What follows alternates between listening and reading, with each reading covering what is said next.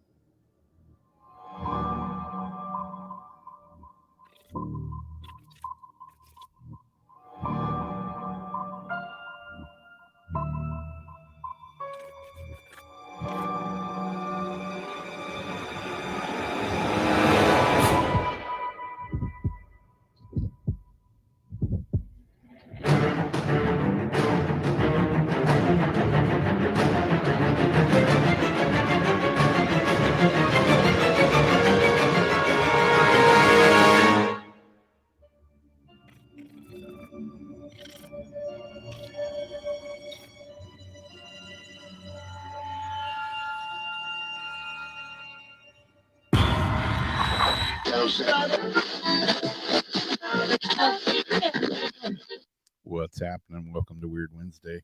How's it going, my dear Jamie? It's going pretty good. It's going pretty good. How about you? Well, I can't complain. I did, nobody really cares anyways, but it's going. I can't complain, really. Things could be a lot worse. Although, I have woken up every morning. Telling you today, man, I overslept like hardcore this morning. I've never known you to sleep past noon like that. Yeah. Ever. When you were on your deathbed. Yeah. You but you still woke up at a certain time, and then you just happened to be asleep at that time because you'd go back to sleep. Yeah. Yeah. I feel like I got run over by a tractor, but I did fall off mine earlier in the week, so Did I tell you that? You what now? Did I tell you I fell off my lawn tractor? No, you didn't. One might say, Rob, how do you fall off a riding lawnmower? Good thing the blade wasn't engaged. I'll just say that. Yeah, I was using it to move potting soil and mulch because we put out like 25 bags of mulch. And I was using it, unloading it from my van into the wagon that's behind the tractor. I pulled up next to my van and went to get off, and being in a hurry, my foot hit the pedal on the tractor, and it started moving forward as I was holding on to the van, which pulled me off the tractor. So I fell in between the tractor and the van. And it's amazing how fast you can get up when your neighbors are watching you. It's like, oh yeah, I had to brush off. I meant to do that. Yeah, it hurt like hell. So maybe that's why I've, felt like I've been run over by a tractor all week. Because it literally was. Wait, the lawnmower would have kept driving? Well, I had my foot on the accelerator. Oh, so that got caught. Yeah, that's what moved. Yeah, my foot got stuck up there. And I was holding on to the van because I was getting ready to step out of it. But yeah, it didn't really work out as planned. Oh, and then it went forward. Then you. Yeah. You know what she did. Damn. Yeah, leave it to me. But I got up and kept working. I'm like, oh, I'm going to feel that later. Yep. If I was 20 years younger, big deal. Now it's like you didn't hurt something else worse. Yeah, now it's like I can hurt myself tying my shoes. And I'm glad you didn't cause me to. I had to do a quick think over in my head inventory of all the accidents. Like, oh wait, did I have something? No. Good thing. You could have caused me to do something. Yep. Usually Jamie has an accident and I have one on the opposite side of the country, or vice versa. So yeah. The same exact type accident. Yep. Good thing you don't have a ride lawnmower. Exactly. Now, Jeff fell off his scooter the other day and got pretty messed up, his arms and stuff. Yeah, I fell off my bike a while back. Luckily, I was on a hill in grass. I just kind of rolled like a roly-poly, Humpty Dumpty. Yeah, I think he hit loose gravel all of a sudden, going from like the street to the side, and like Oh, hit gravel going kind of fast. Yeah. I was over at Sam's the other day and I saw Nora. She was, being a kid and like goofy. And she jumped up on the steps and like totally busted her ass. Fell like No. face first right on the concrete, hit her knee on the concrete. And she was like, wham. Thinking, oh, that's going to hurt. And she started kind of crying and she looked up at me and I'm like, okay, shake it off. And she got up and brushed her knee off and Kind of walked it around a little bit. yeah. And I'm thinking, geez, if that was me, you'd be calling an ambulance right now. Little kids got rubber bones, so Yeah. yeah. If I took a digger up at 2 steps high and landed on the concrete, yeah, I'd have done something bad. Shoot, I stepped in a hole and ripped 4 tendons. Yeah. I realized the other day, because I kept saying, yeah, I heard 4 pops, 4, pop. Then I realized, wait, 4 pops, 4 tendons. Ew, I actually heard each tendon pop. Oh, gnarly. The sound of each tendon as it popped. I will never forget that sound in my mind. Exactly, Wolfie. It's like you gotta be careful. No. Gotta be careful going in the bathroom in the dark to brush your teeth and like grab like preparation H instead of toothpaste. Put it in there.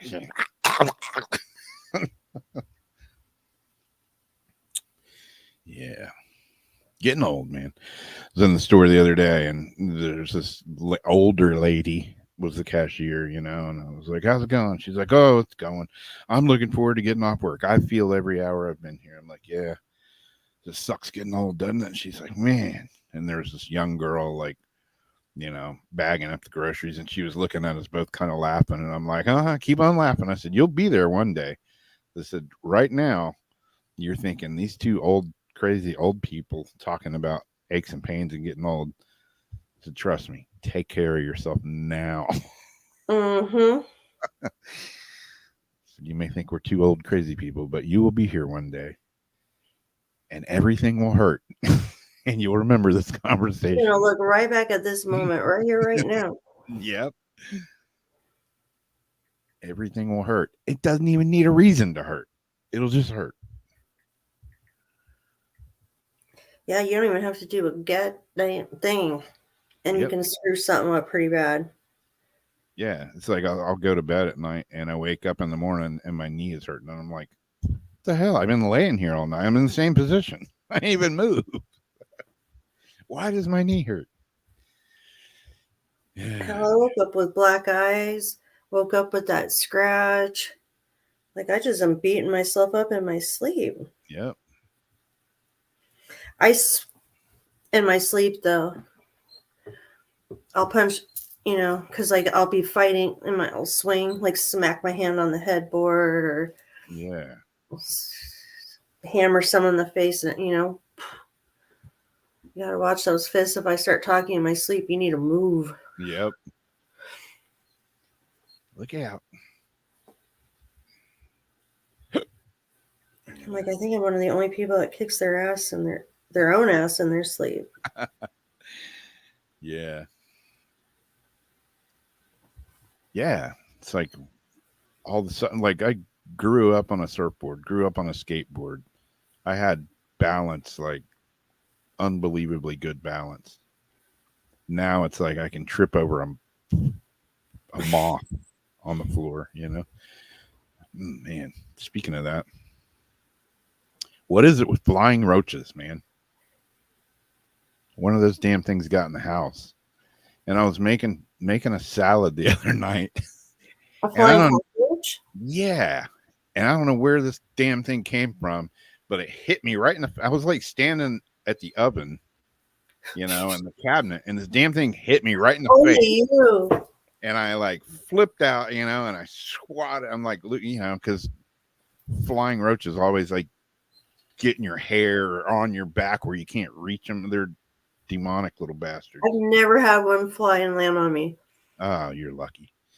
For some That thing would reason, get caught in my. I could just imagine trying to untangle that. yeah.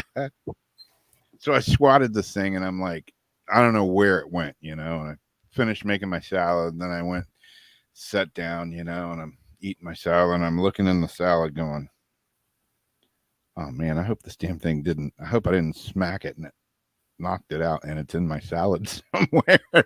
So with every bite of my salad, I'm like looking at every bite like I'm going to flip out if I stick a fork in a roach and pick it up. I didn't want to eat my salad, but it was the only thing I had. You didn't just pick through it first? I looked all through it. Trust me. I looked at that. Because I wouldn't wait for a chance about the fork. I'd be like digging through it. Yeah, I looked at that salad every which way but Sunday. Yeah, and then looked at it, and then still looked at it with every bite. But you mean you don't want to eat that for No, I'm not a bug eater. I don't care what the government says. You're gonna eat bugs. No, hell with that. No, especially flying roaches. Hell no. Hell to the no. I'd rather pick up a rattlesnake than deal with a flying roach any day. Those things just bug me out. I do not like them.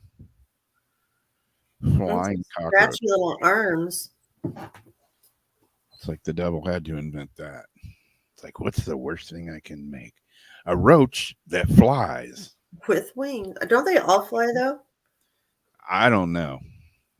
Some fly better than others. Yeah.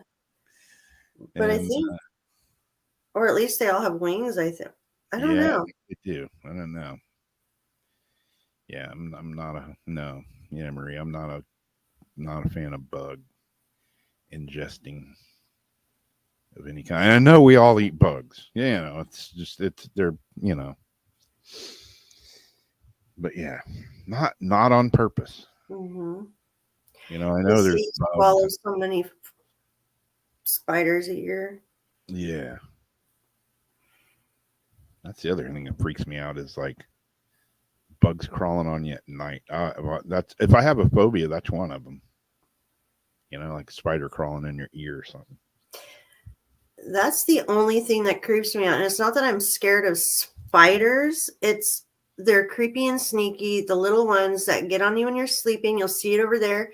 Then you'll just blink and it'll be like over there, like, what? Yeah. And then you hear the stories of the stuff like laying eggs in the tear ducts and coming out the tear duct sacks. And Nope. I almost wrecked a car because of a bug one time. Like, it's not the bugs, but I don't want them in an orifice. I have this whole story I heard when I was a kid. This lady slept on the beach and something crawled up into her nose or into her somewhere. It laid eggs, ants or something, came out like her tear ducts. Mm-hmm. It wasn't even a real story. Gnarly. But it's freaked me out. And I know weird stuff would happen to me. I'd have something plant eggs in my head. My insurance would not cover it. Yeah. Oh, it's an act of God. Yeah. No, we're not going to cover that. Exactly. And I'm going to be stuck with some totally screwed up thing. Yeah. Man.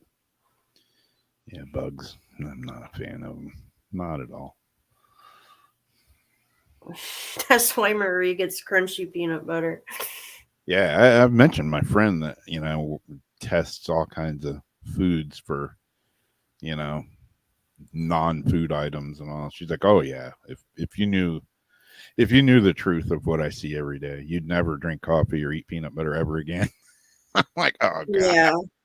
Two things that I really gotta like. have my coffee. Yeah. That I'll deal with. Yeah, I made a post a while back. Speaking of bugs, not roaches, but like my first apartment that I got, it was either $80 or $100 a month when I was 17, and it was on the beach. Wasn't like a dump, over in the blighted area. It was this little cottage on the beach, and but when I went in to look at it, there were so many fleas in there. I looked down at my feet and it looked like I was wearing black socks. Did you have socks on, like white No, socks? no. Ew, they I were was stuck to your leg. yes. And I was like, holy shit, there's some fleas in here. And the old lady was like, Some oh. fleas, some. Yeah, it looked like I was wearing black socks. I was flipping out. I went running out of there. And she was just like, oh, yeah, you get a little bug bomb. I'll take care of that. I'm like, holy shit, maybe get a case of them. I still rented it anyways. Yeah, and literally put like a case of those fogger things in there. I didn't move in for like 2 weeks.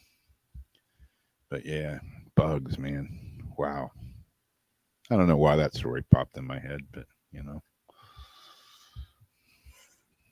I remember like when the cats would get fleas, my dad would go up and down, like walk down the hall. He'd have like a new pair of white socks on.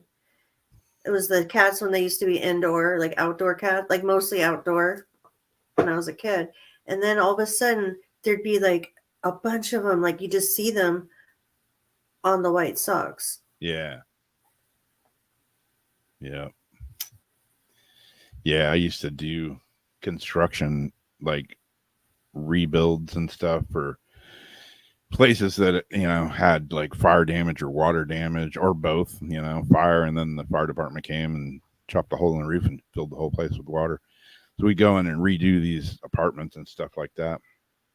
And man, I went in one and it was gnarly. It was messed up because of the fire and everything, but I must have seen like 10,000 roaches in this apartment. I just think they were like everywhere. I'm like, holy shit, somebody lives in here? Of course, that was before cell phones with cameras, so, otherwise, that would have made a great video. Yeah, did you see that article about the prisoner? Speaking of bed bugs, guy's going from one bug to the other. You see that news article about the prisoner that died? He got basically eaten to death by bed bugs.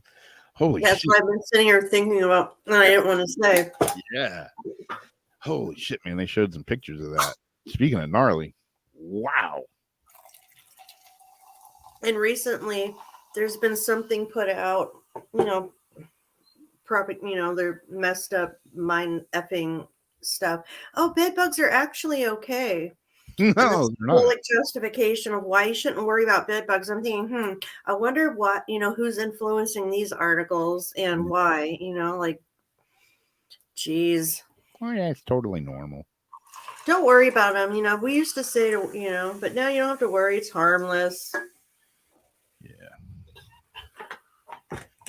I mean, anybody can get them, I guess, but I mean, Yeah, you want to get rid avoid of them.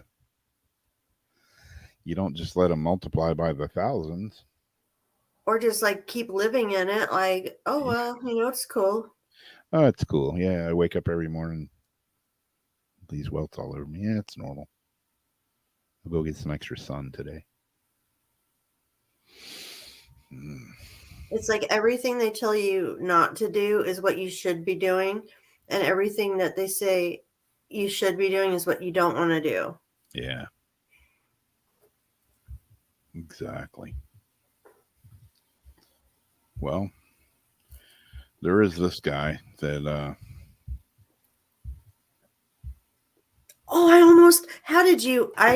Rob, I had that story today. Yeah, we had like 3 of the same stories today, apparently. I actually looked at this. I read it 3 times and I almost sent it to you to say, you should see, it's right here. I was going to say you should do, anyways. Yeah. Injured soldier woke up to find that he could see the world in reverse. Wow. Talk about a head trip. That would be weird. The case, this happened a long time ago. It wasn't like it was yesterday, but the case of a Spanish soldier who survived after being shot during the Civil War has intrigued experts for years. The 25-year-old, who is referenced in records only as Patient M, was hospitalized after being shot in the head during the Spanish Civil War in 1938. Incredibly, despite the fact that the bullet clearly passed straight through his head and out the other side, The soldier actually survived the ordeal. But what made the case particularly intriguing was the fact that upon waking up, he found that everything was now backwards. Wow. Talk about the trip that lasted forever. According to neurologist Dr. Justo Gonzalo Rodriguez Leal, who documented the case at the time, patient M had lost much of his eyesight, and what little of it remained seemed to be in reverse, with people and objects appearing on the opposite side of his field of vision. He could read numbers and letters both forwards and backwards while perceiving things in duplicate or triplicate, with colors sometimes appearing outside of the objects to which they belonged. In one case, he described seeing men walking upside down on scaffolding, while in another, he was able to read a newspaper with ease, regardless of which way round it was. He remained a subject of medical intrigue for many years, despite the injury he sustained. He lived for several decades until his death in the 1990s. So yeah, man. Imagine going to work, going to war, whatever, getting shot in the head, waking up and everything you look at is backwards. That had to be a total brain banger for sure. And upside down. Upside down and backwards. It makes reading the newspaper, hey, you got that upside down? No, it doesn't matter. I can read it still. It's like, when you think about getting your brain around, or like a TV, you hit it and then the image, the old TVs, and the image would flip around and get all funky. Yeah. It's like something happened in the head, whatever got hit. Weird. Weird. Yeah, exactly. It's pretty amazing that he got shot in the head. It went inside, in one side, through the brain and out the other, and he still survived. It's crazy. It's amazing what the human body can withstand at times.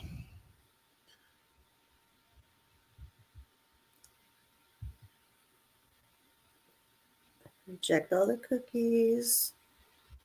Well, this is a haunted doll that I have. If this opens, chilling moment, a creepy doll moves in one of UK's most haunted hotels. And I use this one just because it's in a box and it seemed a little, not that it can't still be set up. It just seems like perhaps, maybe not. Creepy footage shows the moment a doll appears to move of its own accord in one of Britain's most haunted hotels. A CCTV captured the spine-tingling movement of a doll, dubbed the UK's very own Annabelle, as it's kept in a locked box in a room at Chester's. The 17th Century Inn is rife with stories and sightings of ghosts and has even been featured on Most Haunted. Paranormal enthusiasts travel from worldwide to visit the pub, which also houses a collection of allegedly cursed and haunted items donated over the years. The Grace doll is kept chained into the box to avoid curious prying hands and eyes. Danny explained that some visitors had previously felt compelled to open the box as though something were willing them to do it. The toy is said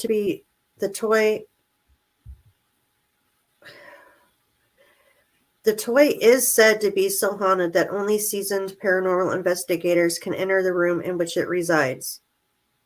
It's now under 24/7 surveillance, and eerie video footage taken last month has been shared with the world. I've been investigating the item for the last 5 years. I've seen it produce some of the best evidence in the paranormal field, but now to capture it moving on camera was a special moment. There will always be skepticism when it comes to paranormal, rightly so, but when you capture something like this, people have come to terms with the possibility that there really are things out there we cannot understand. And now with these new chatbot AI articles, I have to read the sentence first in my head and then add the missing, grammar and letters to it and then try to read it back. Oh, yeah. You should have seen me trying to do the crystal video earlier today. Oh no. Usually I just read it and it's one and done. I must have read this thing like 10 times at least. Oh. 10 takes today. I was freaking out. Let's go to video.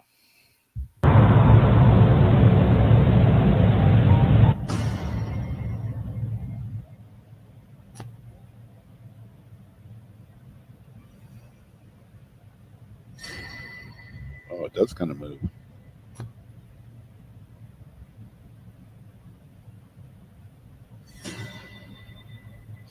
It's weird too. You see that, like, What was that at the beginning coming from the ceiling?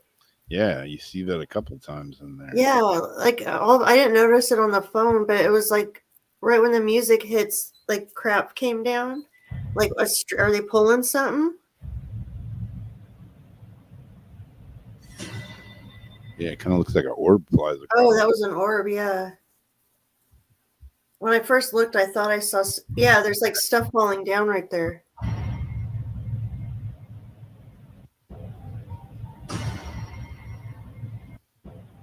Look over the door. What's that light over the door or that doorway? Yeah.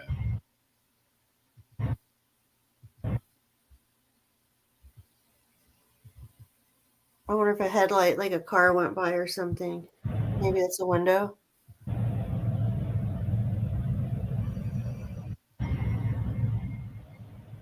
Yeah, I don't know. There's definitely like some orbs or weird something flying around. Yeah, because that wasn't the dust. Because everything falling, even if there was a wind current, would have carried it a little bit different. Yeah. Pretty weird. Yeah. Yeah, Robert the Doll, exactly. Key West Doll.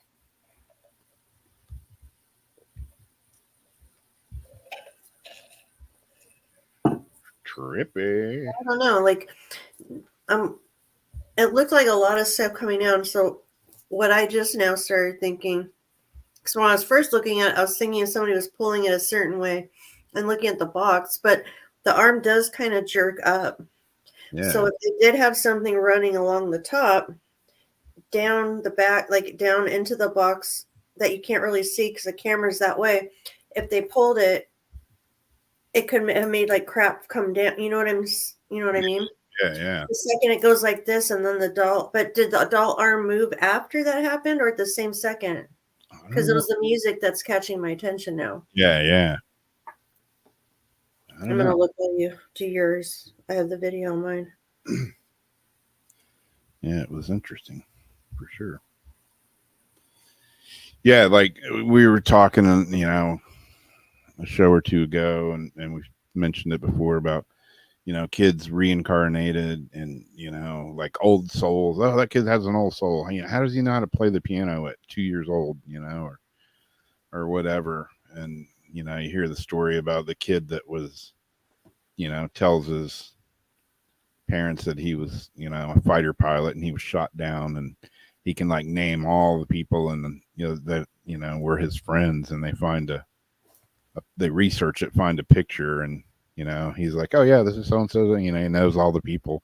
And I look up the names and they're like, yeah, he's right. Kind of weird. This kid, same thing, but different circumstances.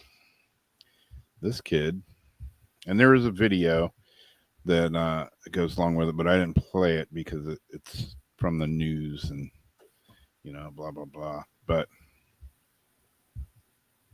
this 7-year-old fashion designer claims to be reincarnation of Gucci. What's his name? Guccio Gucci that died. Can't really tell, anything from this picture because it's just, a bunch of measuring stuff and cloth and material and all that. But the video shows some of the dresses that this kid has made, and they don't look like something that a 4, 5, 6, 7-year-old kid made. They look better actually to me than a lot of the top fashion designers nowadays. Really? Max Alexander started designing dresses when he was just 4 and believes that he's a reincarnation of Gucci. Reincarnation stories involving young children who possess inexplicably detailed memories of a former existence have been around for years. But this is the first time we've heard of someone who claims to be a reincarnation of a famed fashion designer. From an early age, 7-year-old Max Alexander exhibited unusual levels of interest in fashion design to the extent that he even asked his mom to get him a mannequin. We're sitting at the dinner table during lockdown, and he just literally announced, I need a mannequin. I'm a dressmaker. He was very serious, not laughing or anything. I was like, okay. I've never seen you interested in fashion. What are you talking about? He said, that's because I don't have a mannequin. If you get me a mannequin, I'll show you. So she got him. She made him. She does this cardboard fashion stuff, or not fashion, but cardboard creations and stuff. So she made him, like a mannequin that you would, make patterns and stuff on. And she says he just started making dresses. It was the craziest thing. I ran and got my husband. I was like, come out of your office. You have to see what Max is doing. It's crazy.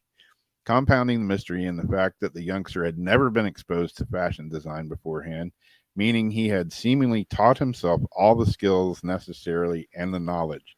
So could he really be a reincarnation of Gucci, or is there another explanation? And like I say, in the video they show some of the dresses that he's made, and they're like legit, like nice looking. I mean, some of them are a little crazy because you know how fashion is these days, but especially with name brand designers. But most of them look pretty damn good. And then the fact that you had, it's a 6-7-year-old kid doing it, kind of weird. And in the video, if you see it, they show the kid and he's talking. He comes on like a news channel, and they talk to him about it, and you can just tell that the kid, he's a little, he's just got this curly hair, and you can tell he's. I don't want to say strange, but he's kind of quirky. Yeah. You can tell he's different. You can tell there's something going on in his brain that's not just normal little kid behavior. He's kind of very intelligent looking. And wow. Yeah. Pretty trippy. Stories like that always kind of amaze me because, you got people that, what happens when you die? Oh, you die. You just turn into worms and then dirt. And other people are like, no, your energy, your soul is an energy and it goes here. Other people are like, you're reincarnated back in, to this and that. I don't know how to explain kids that know things they've never been taught, whether it's how to make dresses or how to play the piano or violin or drums. And no exposure, like when they've had no exposure, even like where does it just come from? Yeah, I mean, playing an instrument, you don't just sit down with no exposure and play an instrument. You just don't, and you don't know things from 50 years ago or longer, and people and their names and what they did and what they look like, and then the whole layout of a town and the type of dog that there was. Yeah, your parents research it and they're like, holy shit, he's right.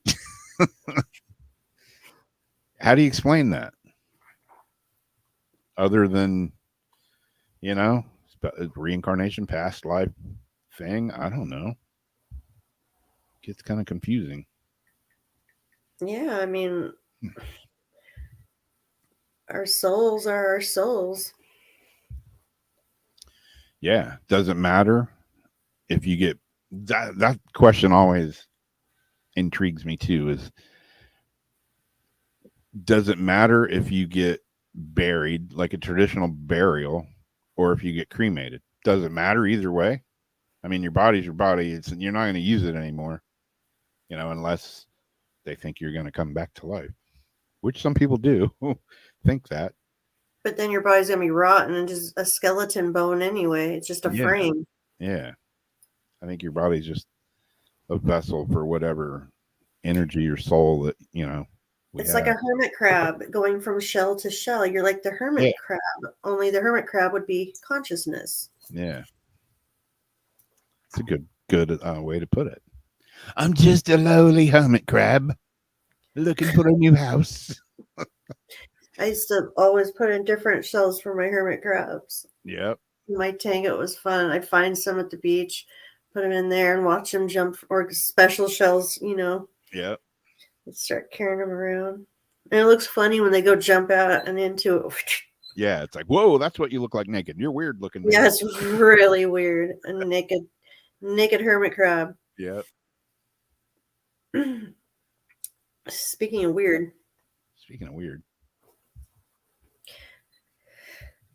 Cosmic sperm recovered from UFO landing sites goes missing. Where, oh, where could my cosmic sperm have gone? Groovy, baby. I've lost my mojo. I've lost my. Oh, God. Cosmic sperm recovered from suspected UFO landing sites has gone missing.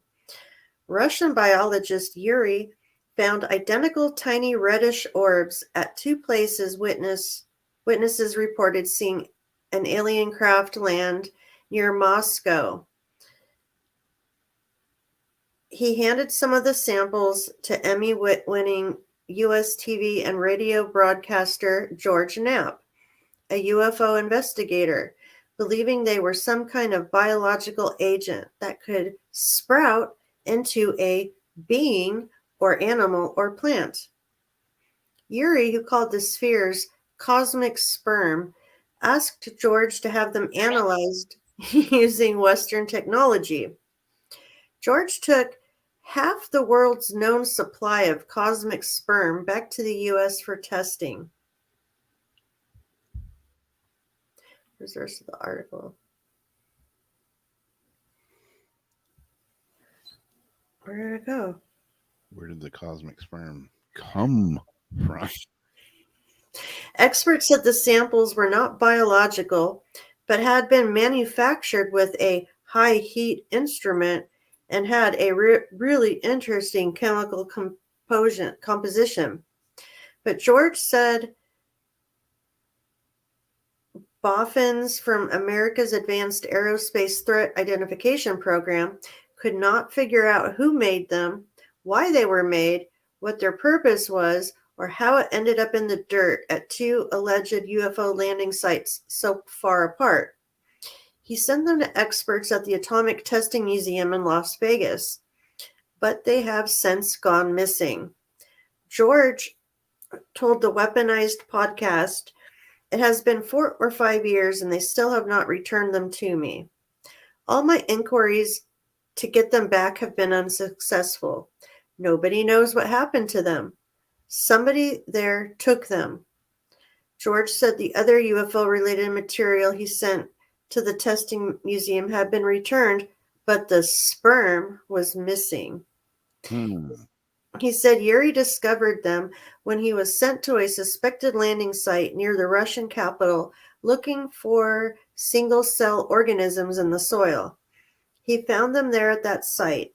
He found them again at a UFO landing site, that place by Moscow, the same kind of little spheres. He called them cosmic sperm, and he had them in a little petri dish. He had the theory that they would sprout. Somebody sold him some magic beans. That they were some kind of biological agent, that they might sprout into either a being, an animal, or a plant. He gave me like half the world's known supply of cosmic sperm and said, "Take them back to the U.S., do some tests on them, and let me know what you find out." George said he'd had some analyzed, but they remained a mystery, requiring further investigation.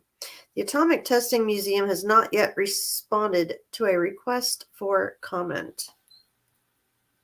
This again sounds like it was written by AI. The way that they break the article and kind of repeat parts of what they said, like as it's going through the database to pull these different things. It's kind of finding the same information and then placing it again in another spot. Huh. I can't stand these AI articles. Yeah. Yeah. You think, if AI is supposed to be so smart, how come they can't proofread their own stuff? Well, there's a whole theory about all that I won't get started on. Yeah. But it comes down to trying to dumb everybody down. Yeah.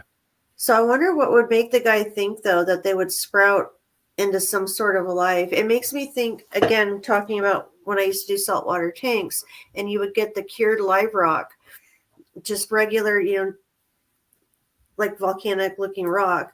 And then you pour these additives into the water, which it just looks like water and kind of little particles you see floating in the water. And then all of a sudden, you start seeing like feather dusters and coral and sponges, and even a little crab or a clam, grew out of it, like life, by mixing these different additives, which always made me think about like the ocean and how stuff happens. And so like that type of thing can grow, because the clam was like, an animal. The feather dusters is considered an animal. Coral is alive. So it doesn't seem that far off from me that they could find something that could do something like that. Or far-fetched. I don't know. Yeah, I mean, that's a total. But what kind of testing did he do to give them the thought that they would possibly grow into something? Yeah, exactly. What does he know that he's not sharing with the rest of us? Yes. Or that chat AI didn't happen to find. Yeah, exactly. Include in the article. So this one is a trip. This happened a while back as well. And this is one of those stories that it came out and then it was like, oh, it's been debunked. But has it? Maybe y'all have heard this one. You know who Bob Marley is, right? Of course. Everybody knows Bob. How did Bob die? Well, he got shot, but that didn't kill him. But come on, share screen work, damn it. Why you always got to be such a pain? Come on, man. You're supposed to work when you're supposed to work. Let's try it again. What in the hell's bells is going on? I'm opening up the picture and it's opening up the dictionary. Don't really want the Spartan dictionary. What in the hell is going on around here? What in the tarnation? Let's try this for the fourth damn time. Here we go. I killed Bob Marley, ex-CIA agent confesses. Any of y'all heard this story? Mm-mm. It's you can look it up. It's all over the internet. It happened a while back, and some people are like, "Oh, it's debunked." This never happened. It's the CIA that we're talking about. Is anything real? Who can you believe? What can you not believe? What can you believe? I don't know. Why is my computer losing its ever-loving mind? A 79-year-old Bill Oxley, an ex-agent of the America's Central Intelligence Agency, known as the CIA, is rewriting the history of the death of reggae legend Bob Marley, claiming he actually killed the legend. Marley tragically died, aged only 36 years old, leaving music lovers worldwide to grieve as the Jamaican icon's life and career were cut short following a 4-year battle with cancer. The story of cancer may seem untrue, as startling claims have emerged from a deathbed confession made by an ex-CIA officer where he admitted to the killing. Oxley is alleged to have claimed the murder of Bob Marley, among 17 other assassinations for the American government between 1974 and 1985. at a time when he said the CIA was a law unto itself. Oxley, who reportedly worked as an operative for the CIA for 29 years, is alleged to have said he was often used as a hitman on targets deemed to represent a threat to the interests of the United States. In a purported interview shared widely online, he admitted having no problem with proceeding with Bob Marley assassination because I was a patriot. I believed in the CIA and I didn't question the motive of the agency. I've always understood that sometimes sacrifices have to be made for the greater good. According to the conspiracy theory, Oxley used fake press can't read Credentials. credentials. Oxley used faked press credentials to gain access to Bob Marley at his Blue Mountain retreat, introducing himself as a famous photographer working for the New York Times. And he gave Bob Marley a gift. Yeah, so he did. I gave him a pair of Converse All Stars, size 10. When he tried on the right shoe, he said, "Ouch." That was it. His life was over right there and then. The little nail tack, whatever, in the shoe was tainted with cancerous virus and bacteria. If it pierced his skin, which it did, it was good night, nurse. It was over for Bob Marley. There had been a series of high profile assassinations on the counterculture figures in the United States in the late 60s, early 70s. By the time Bob Marley's time came around, we thought subtlety was the order of the day. No more bullets and splattered brains. Mr. Oxley says he kept close contact with Marley during the final years of his life, ensuring the medical advice he received in Paris, London, and the United States would hasten his demise rather than cure him. Your The last, picture's not up. huh? The picture's not up. Why? It was up, I wasn't don't it? know. It shows it on the thing. It's stupid. Sorry. Stupid thing. Anyway, the last time I saw Bob Marley, before he died, he had removed his dreadlocks and his weight was dropping like a stone, he says. He was very withdrawn, unbelievably small. He was shrinking in front of us. The cancer had done its job. Although widely dismissed as fiction, the account does tally with the findings by the UK scientists in 2014 who discovered mysterious acral myelomas, the rare type of skin cancer that caused the reggae musician's demise, was in fact not caused by the sun. Bob Marley's son, Ziggy Marley, has previously implied that his father was killed, saying in a 2013 interview about the death, "I don't know what to believe. There are a lot of theories. In the late 70s, Jamaica was flooded with cheap guns, heroin, cocaine, right-wing propaganda, death squad rule, and as Grenada's Prime Minister Maurice Bishop described it, destabilization." Bishop told the emergent New Jewel Party is the name given to the most recently developed method of controlling and exploiting the lives and resources of a country and its people by a bigger and more powerful country through bullying, intimidation, and violence. In response to the fascist whatever of the CIA, Marley wove his lyrics into a revolutionary crucifix to ward off and the cloak and dagger vampires descending upon his island. The CIA, which has denied any involvement in Marley's death, has been approached for comment several times and never made one. So yeah, some people say it's all a bunch of crap. His son, one of his many sons, Ziggy, said he thinks his dad was murdered, killed by someone. I mean, Yeah, I've heard was. that they thought that he might, that there's been discrepancies in how he died. Yeah, I mean, he was shot a couple But of I times. didn't realize it had to do with the CIA. Yeah. So I don't know. This is one of those deathbed confessions. Is it true? Is it not? Nobody knows. Nobody will ever know. Why would this guy say Why it? would he benefit from it? Yeah, And exactly. it's not like he's going to blow the cover off the whole CIA operation, by leaking this, on the way out, like, screw you, I'm going to. No. Yeah. You always have to wonder about those deathbed confessions. Yeah. Could be something to it. Yeah. And especially nowadays.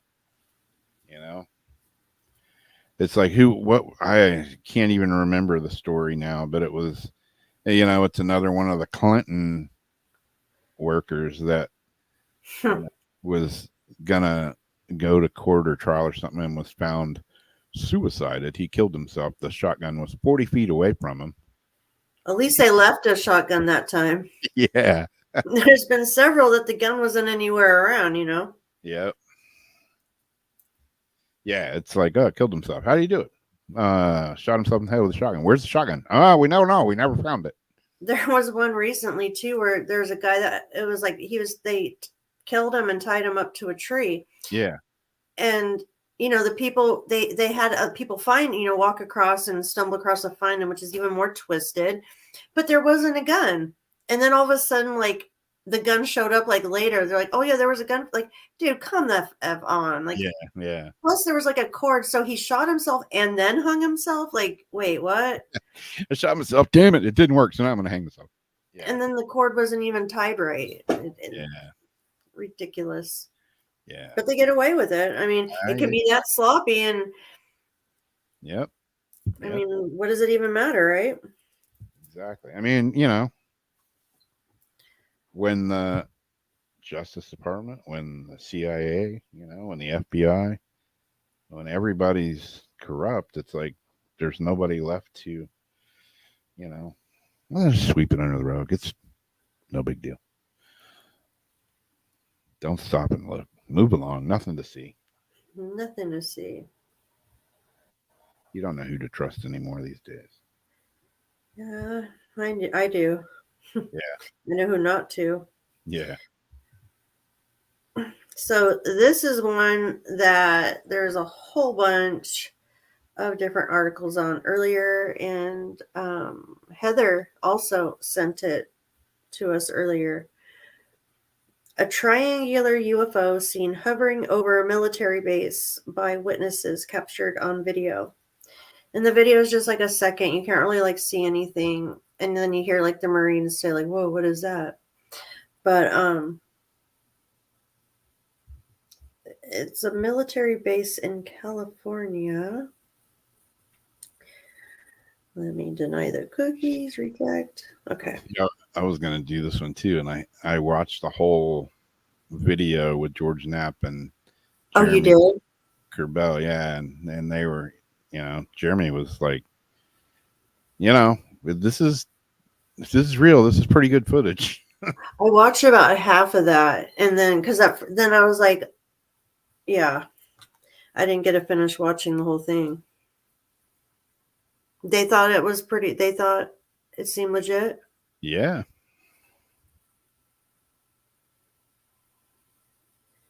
Triangular UFO seen hovering over a military base by witnesses captured on video. A mass UFO sighting featuring a silent triangular craft with illuminations triggering air and ground response took place above a military base. Has been claimed. Around 50 eyewitnesses at the Marine Corps Air Ground Combat Center, 29 Palms, Camp Wilson, reported a mass UFO sighting. The startling incident unfolded on the evening of April 20th, 2021, and lasted for approximately 10 minutes. Video shot by Marines at the military base with their smartphones seemed to reveal the presence of 5 luminous objects arranged in a distinct triangular configuration. The footage was brought to light by journalists Jeremy Corbell and George Knapp, who published it through their podcast named Weaponized, where they discuss UFO phenomena. The pair obtained and published a collection of 6 film footage pieces capturing the sighting. The event occurred between 8:20 p.m. and 9:30 p.m. Pacific Standard Time, and amuses audience of the podcast, focusing on identified aerial UAPs. According to eyewitness reports, the UFO appeared in the form of a triangular shape as observed from various angles. Notably, witnesses emphasized that the craft was completely silent through the sighting. Although precise measurements were challenging, Estimations placed the size of the unidentified object somewhere between half the size of a football field and a 3-bedroom, 2-story house.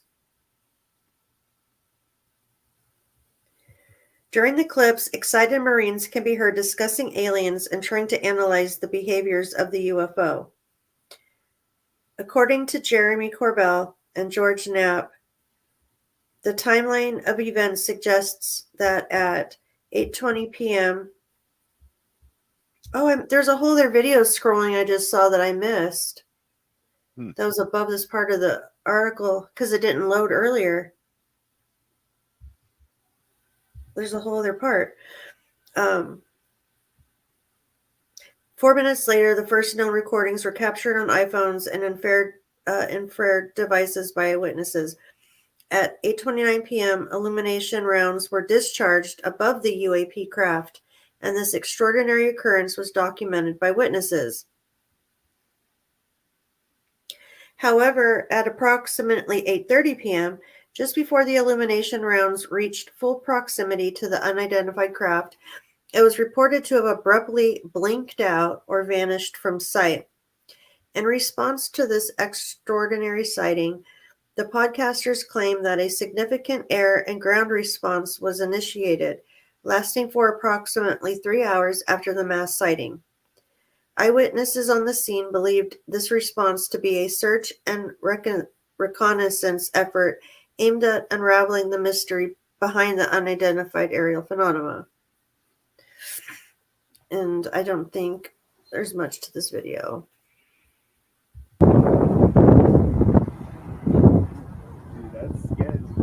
Oh, it looks weird.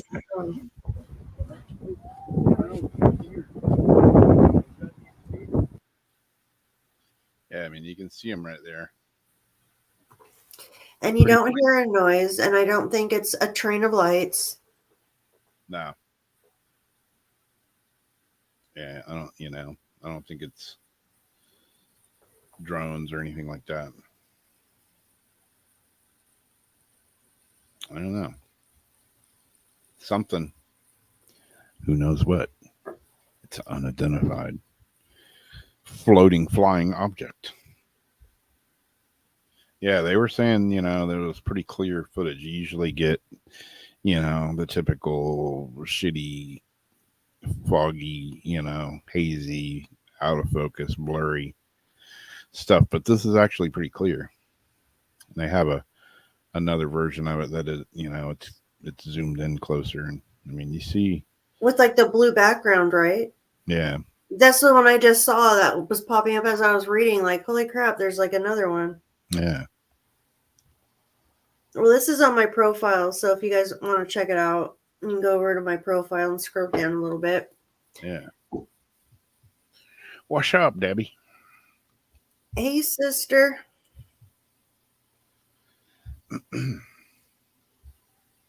Sister. Yeah, it's funny when you hear George Knapp and Jeremy Corbell talking. They're like, they just crack me up sometimes. Jeremy's like, it's fucking cool, man. George's kind of like an old hippie dude. They're great. Yeah. I always trust their, feedback and thoughts on stuff because they're usually pretty fair about things. Yeah. What'd you watch, Debbie? Has anybody seen that Moment of Contact yet? I mean, it's not new. It's been out a while, but it's about it's UFO. I haven't heard of it. Yeah, it's called Moment of Contact. I want to say it's Brazil. I haven't seen it yet. Sam watched it. And she's like, "You got to watch this." But yeah, I watched the previews of it. There's previews on YouTube. It's one of those, you got to buy it or rent it or download it. But yeah, I'm gonna try to watch it this week. Watch the new episode of Mystery of Skinwalker Ranch last night. How far? What's going on with that? Oh, they were drilling and hitting objects that they couldn't drill into with 8,000. I just can't figure out how you can put 8,000 pounds of pressure on it and it not go through there. Travis with his crazy Southern accent. Mm-hmm. That's the doggone thing I ever seen. Puss in Boots. Oh, nice. My kind of night. Why does my dictionary keep opening up? I'm glad it ended with Aneri. I didn't know what you were about to ask.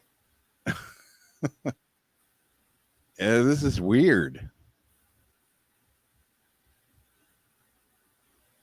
Oh, man. Why? I don't know why. Don't know what's happening here. My computer seems to be possessed by demonic forces. So this guy, YouTuber. Oh, no. You see this one? No. YouTuber faces jail after deliberately crashing his plane for views. Now, I watched the whole video. I don't have it here because it's quite long. But yeah, I mean, it shows him. He's. Damn it! There goes the dictionary again. What the fudge sickle is going on? It shows him, getting it. He's in his plane and he's cruising along, and he says he's going somewhere, and next thing you know, he's like, oh shit, oh shit, oh shit, and you see the prop stop spinning. Next thing you know, he's jumping out of the plane and just letting it go stride, and it crashes. He's coming down in a parachute, and you see the plane crash, and then he kind of parachutes over to sort of where it's at, and he's in all these sticks and brambles and thorn bushes, and he's getting all gnarled up, and he makes his way over to the plane. But they found out, why does the dictionary keep everything I click on, the dictionary opens up? I know I'm probably not pronouncing words right, but I don't need the fucking Oxford dictionary to keep. Seriously, stay in your own lane, dictionary. In your own lane, man. I go to share a comment and the dictionary pops up. What the? Yeah. Gary says I watched the video. He was trying to get views. Exactly. It was all fake. It was all bullshit. And Trevor Jacob has admitted to crashing his plane on purpose to attract subscribers to his YouTube channel. How'd that work out for you, Trevor? Probably not as good as you were hoping, huh? It seems that people will do anything for attention on social media these days, as evidenced by a recent court case in the United States involving a YouTuber who jumped out of a perfectly good plane with a parachute and allowed the aircraft to crash so that he could upload the video for views. The 29-year-old had been flying over remote mountains in California in December of 2021 when he developed an alleged technical problem with the plane and was forced to bail out with a parachute. It later transpired, however, that the whole thing was pre-planned. The plane had been equipped with multiple cameras to capture what was happening, and there was nothing actually wrong with the engine. Viewers had become suspicious when Jacobs appeared to have been wearing a parachute in preparation for the alleged technical failure and had jumped out of the plane with a selfie stick. He said he always wears a parachute when he's flying, just in case. But, yeah, just in case you want to jump out of a good plane and let it crash. An airplane. Yeah. He did not intend to reach his destination, but instead planned to eject from his aircraft during the flight and video himself parachuting to the ground and his airplane as it descended and crashed, said the U.S. Attorney's Office in the Central District of California. While he did return to the crash site via helicopter to dispose of the debris, he now faces up to 20 years in prison for obstructing a federal investigation. As things stand, it's unlikely Trevor will be flying a plane again anytime soon. What? Dipstick, dumbass, whatever. And, he must have been fairly financially set to just crash his plane. It wasn't like it was a fancy super It expensive doesn't plane. matter. But yeah, I mean, it was still a plane. It costs more than the car you're driving, just to intentionally crash it to get some YouTube. Man, he was hoping that it would go Plus, what if viral. he hurt somebody by it somehow? What's that? Plus, what if he hurt somebody somehow, like being Yeah. stupid? Besides him, I don't care what he does himself. What if he hurt Yeah. somebody else? Yeah, I mean, he was over, remote mountains in California somewhere, but still, somebody could have been hiking and looked up. Holy shit! Here comes a plane. I've been hit by a plane. It fell out of the sky. Again, it would be my luck. I would be the one hiking in that remote place, and out of everywhere that plane could crash, I guarantee it would probably go for me. Yep. Not take me out, like, it would leave me somehow like half like a squished bug on there with my leg twitching or something. Yeah. It just validates the fact that people are just becoming more and more stupid, mentally disabled. Pretty much.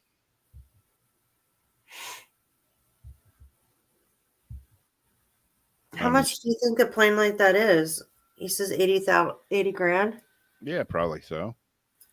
Damn.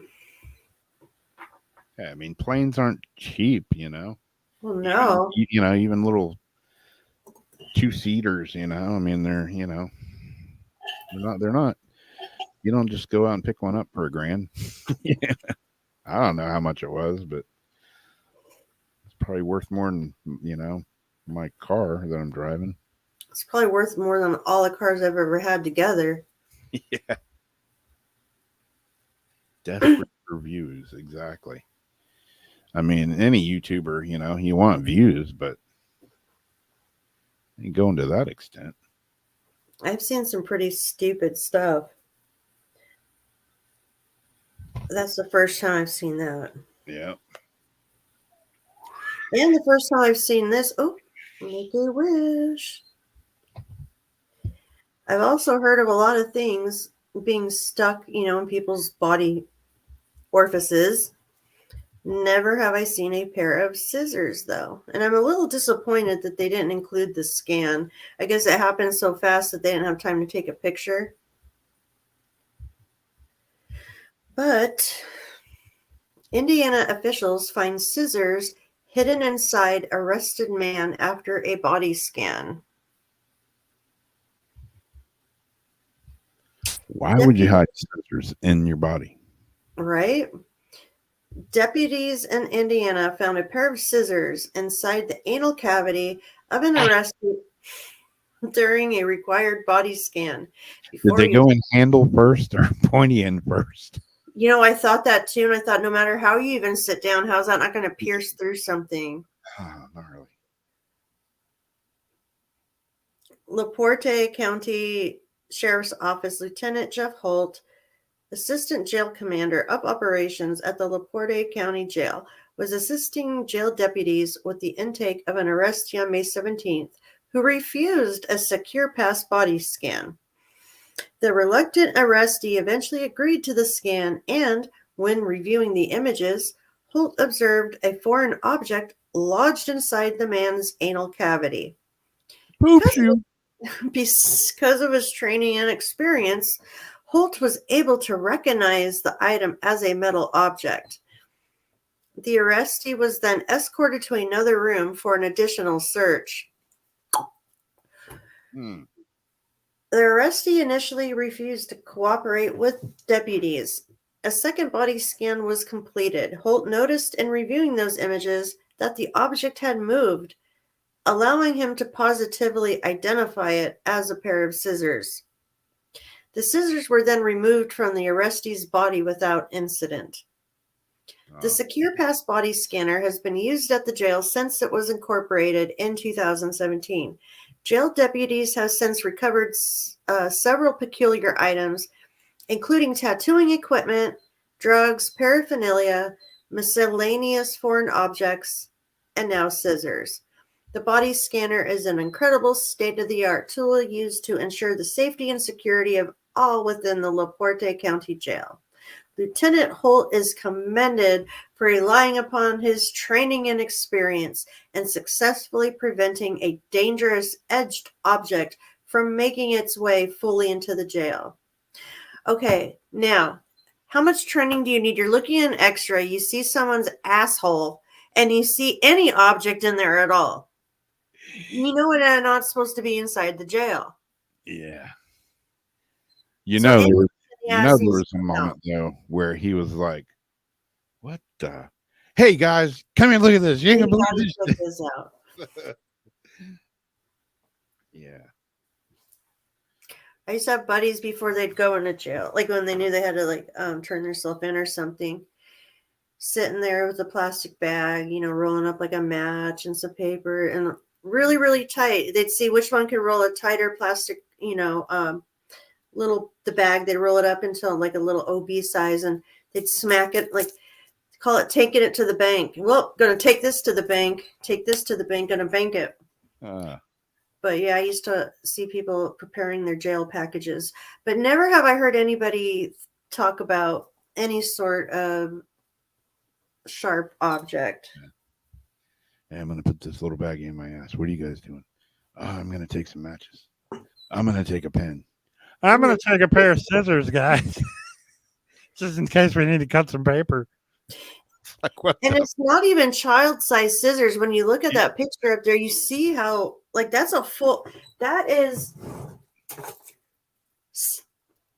how do you sit and not have it puncture an intestine or something? Like, how? Yeah, who got to stick their fingers in that guy's ass and pull him out? Look at the width. Hey, I'm not doing it, guys. These scissors. Yeah, that's scary. Christina says he's a professional. Do not question him. Christina knows. He's a professional. Hey man, watch this trick. I'm gonna stick these scissors up my ass. And for my next trick. What was the Jerky Boys? The guy, the magician. What was his name? Oh God! Take furniture up his ass. Oh man, I can't remember his name. A 22. Yeah, really. Was it loaded? How do people put a sword down their mouth? That creeps me out. I can barely watch it. It freaks me out. Yeah, I know a girl that does that professionally. She's done it right in front of me several times, and there's no magic, man. There's a sword like 2 feet long going down her throat all the way. It's sharp, right? Huh? Is it really sharp? Like, is it actually sharpened or is it not? It's got a point on it. It's not like super sharp, like it's going to cut anything, but because that's what I was wondering about. It comes to a point, it will definitely puncture something. But it's not slicing down the sides as it's like a razor. Okay. Oh God. Yeah. But man, she fully just looking all the way down and then can bend over and she's opening her mouth and and it's not like one of those swords that goes into the handle. It I held it. It's a real sword. Yeah. Wow. She's a sword swallower.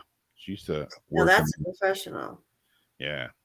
She used to work in that Hell's a Poppin' Freak Show Circus. Yeah. Yeah. She lives up in Jacksonville. Strange. Yeah. I've been at her house and watched her do it in person a couple of times. And I'm like, oh, that's gotta hurt. Pulls it out. And there's spit on the blade. I'm like, wow. Gnarly. Can you do that again? That was awesome. Swami used to work with that one I can't remember that sideshow circus. He did the fire walking, I think it was. Yeah. Yeah, I went and saw that. I got an old video on my channel of one of the nights we went up to that. Yeah, they did all kind of crazy shit. one guy, I forget what his name was, he would like take a light bulb, and like screw it in, the light would come on, then he'd unscrew it and like like break it in his mouth and like swallow it. Like, wow. Oh, you got to see him live? Yeah. Oh, that's awesome. I'm always a sucker for a good freak show. Hell yeah. How can you not? How can you see a freak show and pass it by? Yep.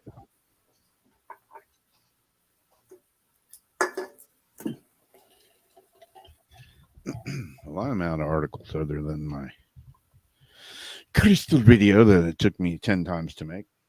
You what? I'm out of articles. 4. Oh no.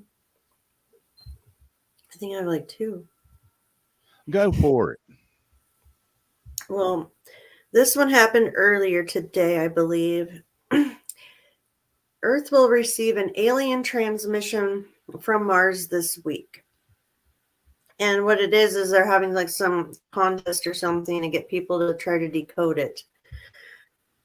The prospect of receiving an alien signal is both exhilarating and daunting, and we'll actually get to experience it on Wednesday, or at least a simulation of such a thing, as a group of scientists and artists carry out a fascinating SETI experiment. On May 24th at 3 p.m. Eastern Time, the European Space Agency's ExoMars Trace Gas Orbiter will transmit an encoded message to Earth. A trio of ground-based radio observatories will attempt to receive the signal when it arrives 60 minutes later. The signal, an encoded message developed by artist Daniela Polis and her colleagues, will then be made available to the public, who are invited to try to make sense of the message. The event, which you can watch above, will be live streamed on Wednesday. The media event will include scientists, artists, engineers, and other experts. Of course, no alien civilization is currently beaming messages at us, at least not that we know of, but the experiment called A Sign in Space explores this very possibility. Over 30 space scientists, artists, and SETI researchers are helping with the project. Throughout history, humanity has searched for meaning in powerful and transformative phenomena. DePaulis, a licensed radio operator and an artist, they both said in a statement, receiving a message from an extraterrestrial civilization would be a profoundly transformational experience for all humankind. The experiment offers the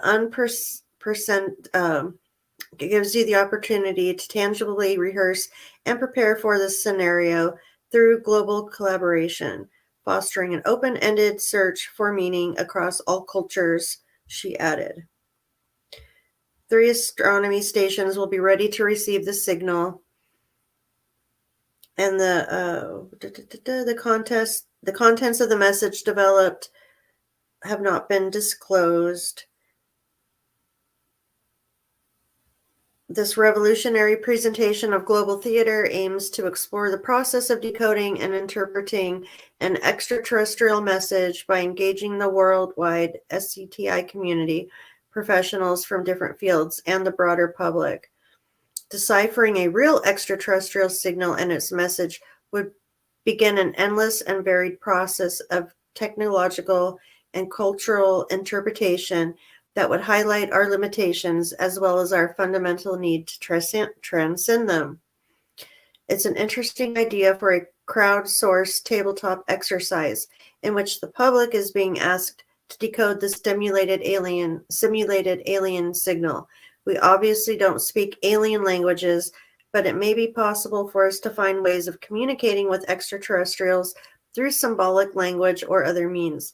The team is asking contributors to submit scientific data, sketches, thoughts, and other ideas in the effort to decode the signal. After the observatories process the incoming signal, they'll post it to the A Sign in Space Discord server for decoding. Anyone interested in contributing to this experiment is welcome to sign up. A series of discussions will then take place over 6 to 8 weeks following the transmission. Be interesting to see what transpires. Yeah. Let's see what people come up with. Yeah. Oh, and then the last one, just because this was going around. Pictures of Elon Musk's robot wives are AI generated.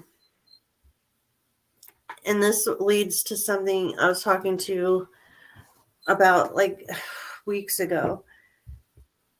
Thinking, now anybody can just put in commands and generate you doing something horrible, like make it look like you're doing something horrible, like with a kid or an animal, or like you're beating somebody up.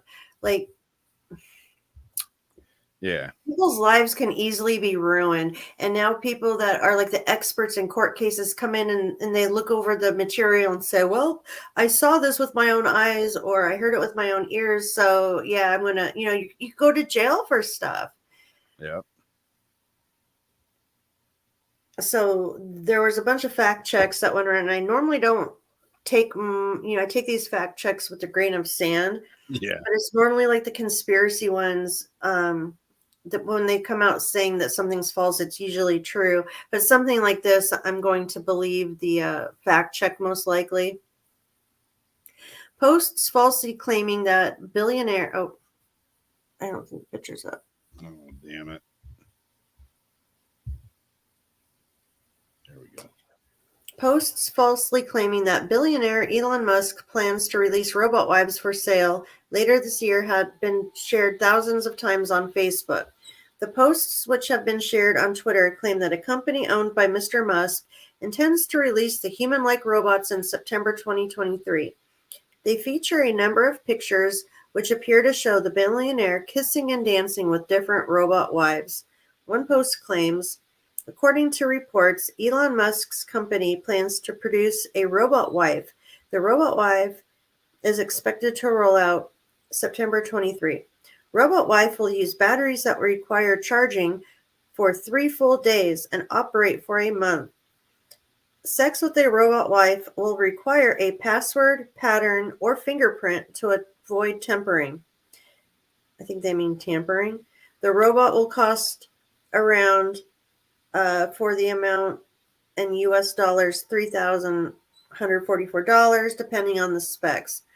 But there's no evidence for any of these claims, and the images used have all been generated using AI.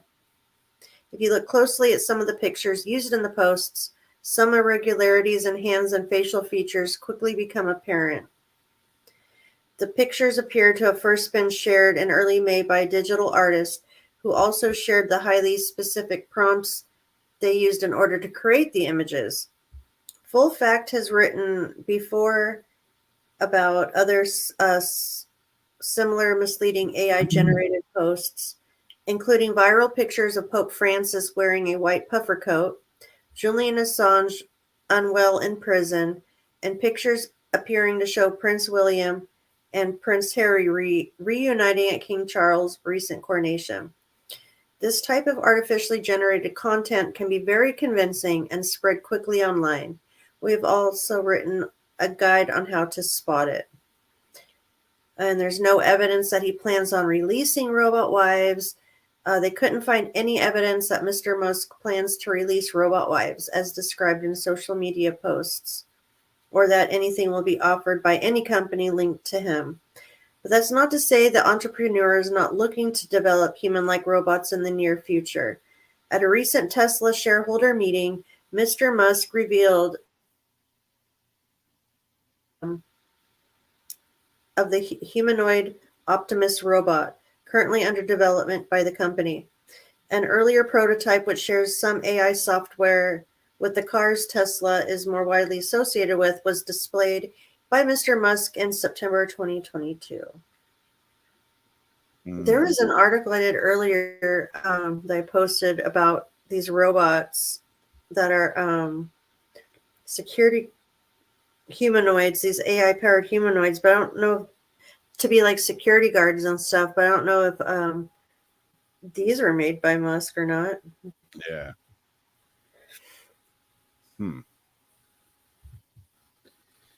I don't know. This AI stuff is just going to get real bad real fast. Yeah. You got to have code words with your family, people. Yeah, really. Jeff and I have code words we made up a long time ago. Like one to mean that we're like things are good, one to mean distress. And I'm going to be making universal ones with immediate family members because, like, you know, I could get a call from my mom, like, Jamie, I need you to meet me in this car garage. I got a flat. You know, it doesn't even have to sound stressed out. Just like, oh, a regular anything, and you Yeah. go and help, and it can, you know, depending on what your situation is at that time, what's going on. Yeah. But Yeah. Yeah, your code word, you know. Do you have the brown lettuce in the trunk? What?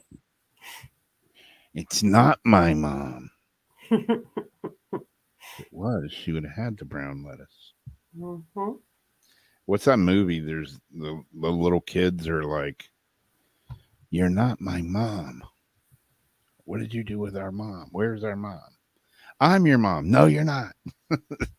That new movie that's out. Yeah. Okay. That looks creepy. There's something dead, or Yeah, I can't when think she's like, "Mommy's with the maggots now." of it. Oh man. Weird. Yeah. Weirdness. Back in the day, they had the code words for kids for like stranger danger. Yeah. You know, if somebody comes to like pick you up, says, you know, I'm supposed to pick you up from school.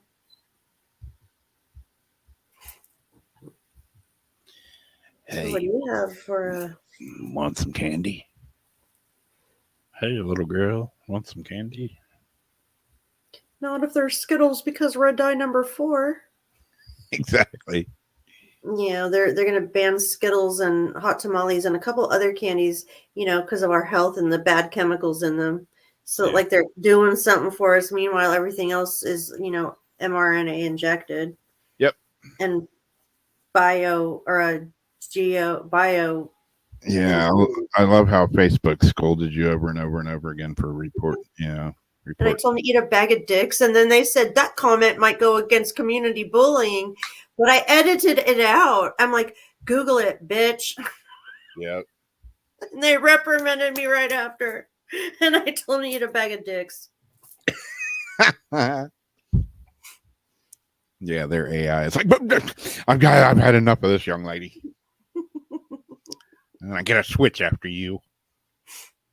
I still have like the warning on my account. Normally, like on Facebook, when they restrict your stuff, it goes away like after a while. But it's like a big fat reminder at the bottom. Yeah, you look it up all over the place. No, it's not fake information. It's real. It's happening. They admit it, and you know, and oh no, Facebook's like, no, that's not that. We're gonna deny it to our grave. I'm like, quit gaslighting me, asshole. Really, pricks. Okay, crystal of the week. Let's see if this works. I don't know. Might not. Let's find out. Right? Shall we? Man, the square share screen. God, I can't talk tonight. People on lewd should not drive. Oh, that South Park episode's hilarious. Add to the stream. Here we go. This is it. All right. We're going there now. We're going there. I'm not turning back. That lived millions of years ago. Oh, come on. Don't start like in the middle of the video. Jeez, what the hell, man? This week's crystal of the week is amylite. What is amylite? Amylite is an incredible gemstone found along the eastern slope of the Rocky Mountains and others. It's a truly natural wonder. Its gem quality comes from the fossilized shells of ammonites that lived millions of years ago. The shells consist of aragonite the same mineral found in the nark of pearls. This means that ammonite and other treasures like amber belong to the biogenic gemstone family.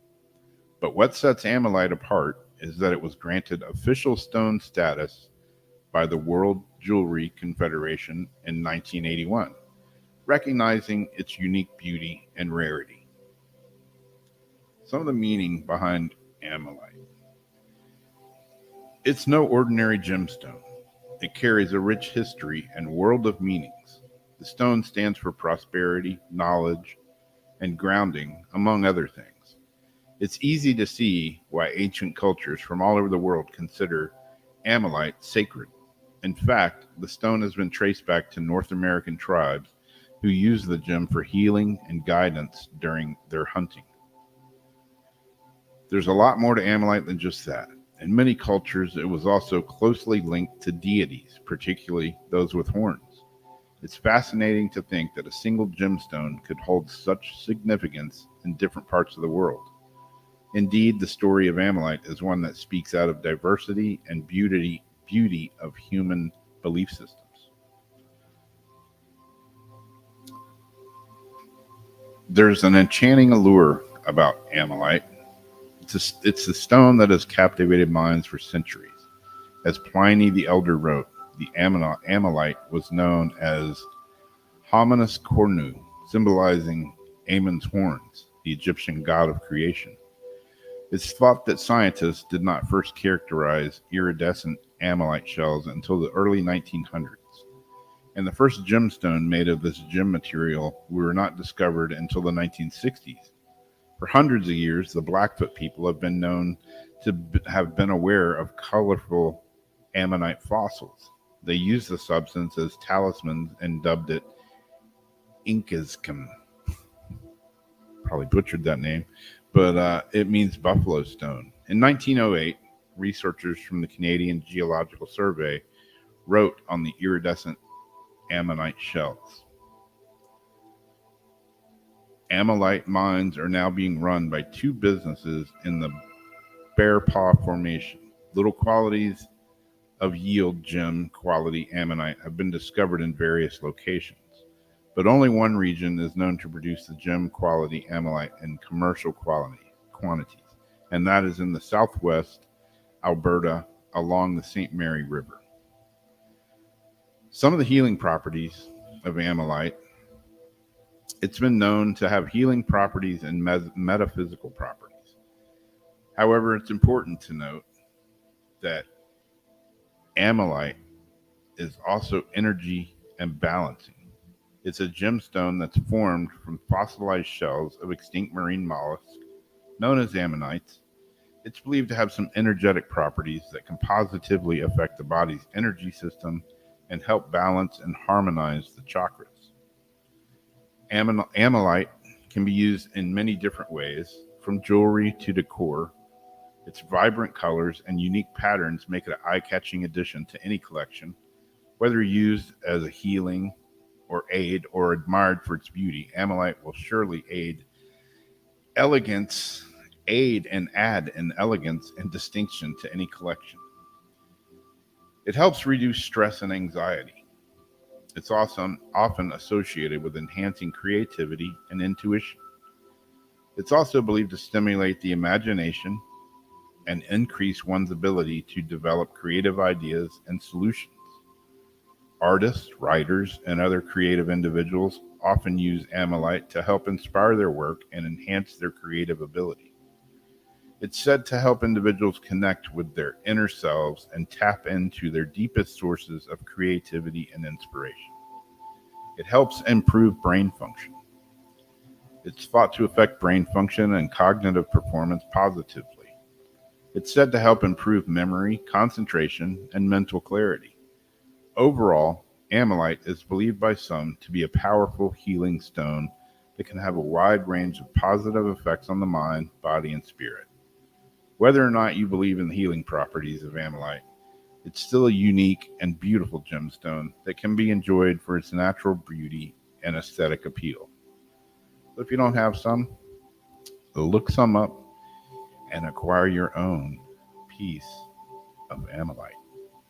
this week's Crystal of the Week. Thanks for watching.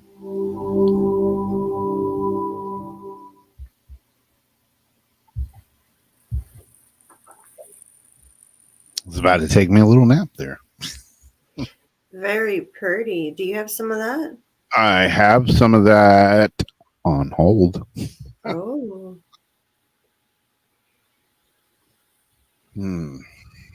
Yeah, it's pretty cool looking. I didn't know that about the cognitive properties like that, the memory and all that. Yeah. Oh, yeah, he's got nachos. Oh, I had some nachos earlier this evening, right before the show. Ooh. They were just kind of plain, just had some cheese and a little bit of sour cream. Do you know how much Taco Bell is selling their nachos Bel Grande for? How much now? Like $10 almost. She was at a truck stop and they had like a Taco Bell or something in a truck stop. Nachos Bel Grande was like 9 something, like 9.38, I think it was. Yeah. Yeah, I took Sam through there a while back. I don't know. It's been like 6 or 8 months ago. And yeah, I ordered like nachos Bel Grande and a couple of tacos and a drink. And it was like 20 something dollars. I was like, holy shit. I remember coming through here and it used to be like, $6. I Tacos used are like to eat $69. $2 there. Yeah. Yeah, you get a bean High burrito school. for Yeah, 89 cents or something a like bean, cheese, and rice burrito I could get, and a crunchy taco for $2 that. in Yeah. high school.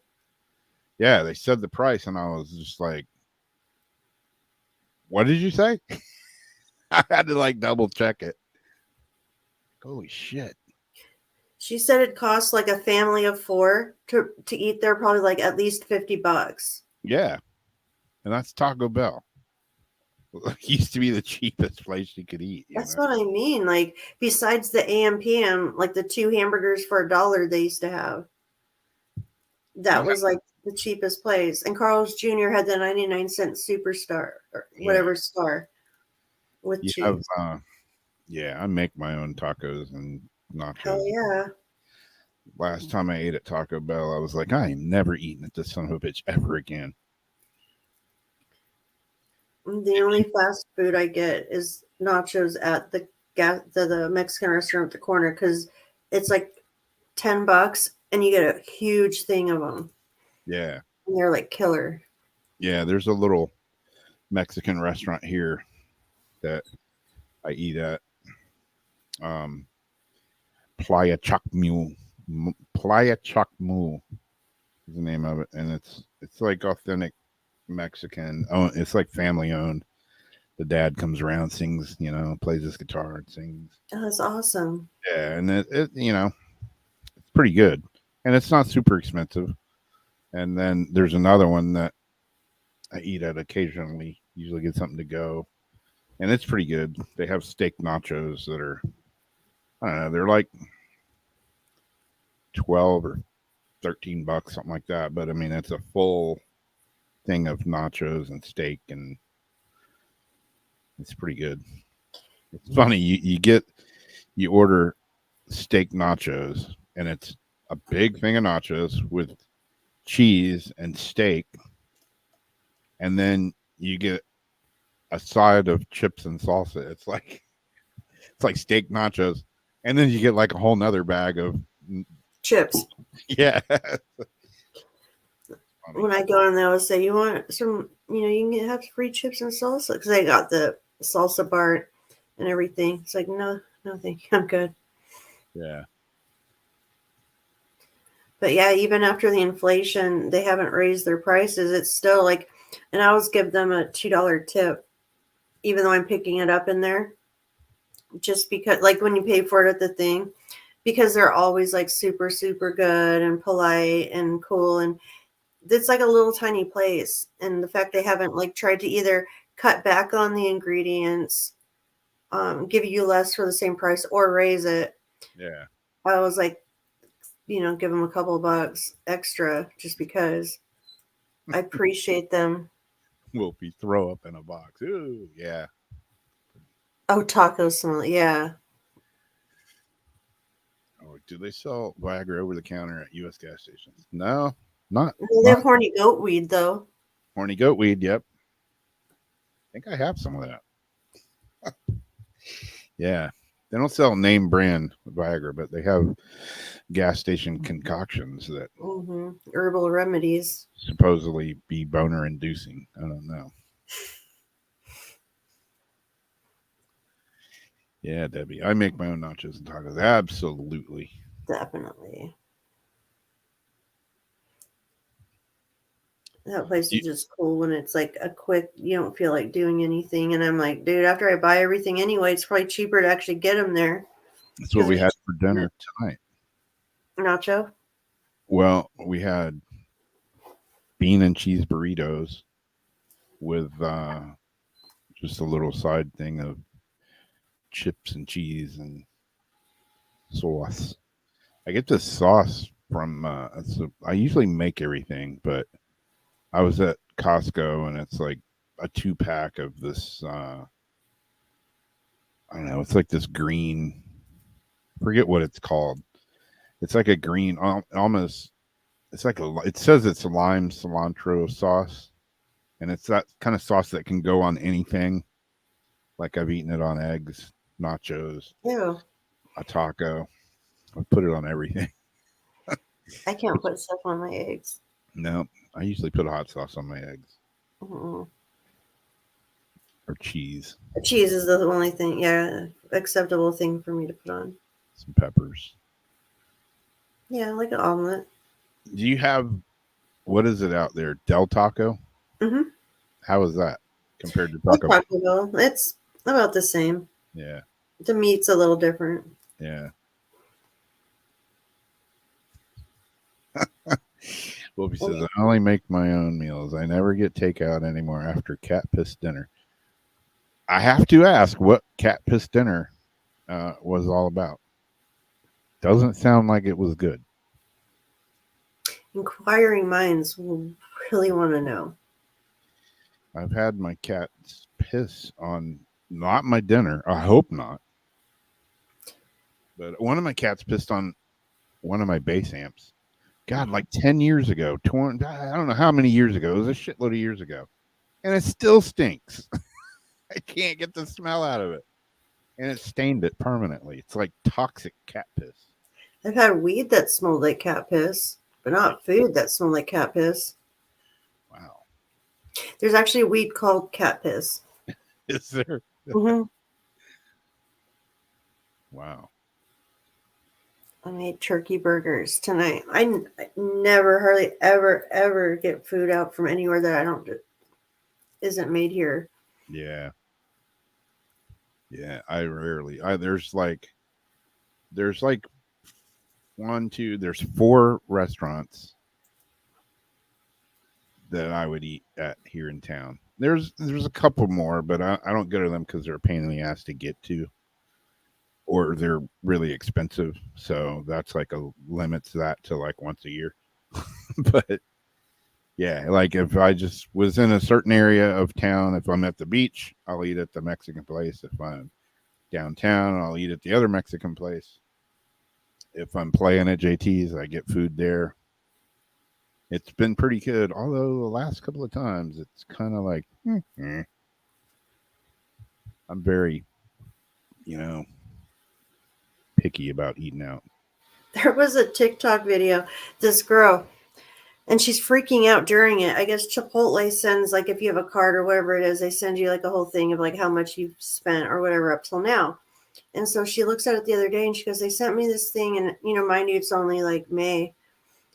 She says, like, and I think they sent this to me, making me want it, but all it did was tell me I've got a problem and I'm going the other way. I'm not going to eat this anymore. Like, so far this year, she's spent like $2,300 on Chipotle. It said she's been there like 700 something times. She goes, I didn't even think I ate there that much. It's like, how can you go to Chipotle like 700 times and think you don't eat there that? How can you go anywhere 700 times in a year and think you don't go there that much? Like it was like I can't remember how many pounds of salt of guacamole it said she's eaten. Wow.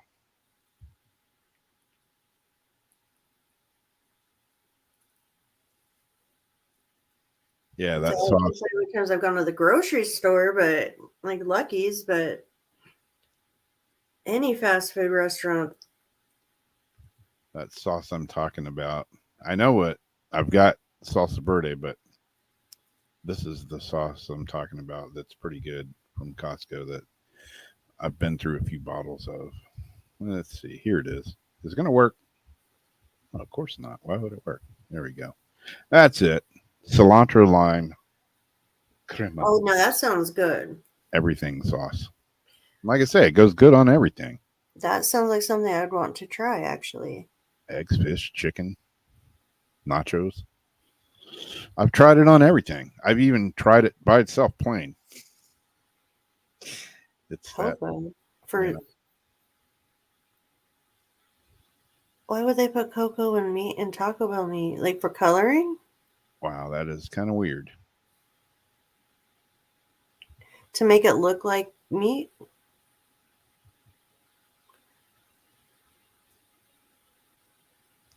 Oh, here we go. Cat piss. Oh, God. Oh, no. The cat's pissed all over the container. I don't even want to say, I'm not even going to say shit Wow. about that. That's an experience. I bet they did. And I bet they did. And I wouldn't have eaten none of it. Wow. Whoa. Mm. Wow. Yeah, I love cats, but cats, man, they got some toxic piss sometimes. They do. Their pee is different. It crystallizes. Yeah. We used to have this cat, man, and he would piss on everything. Fucking drove me crazy.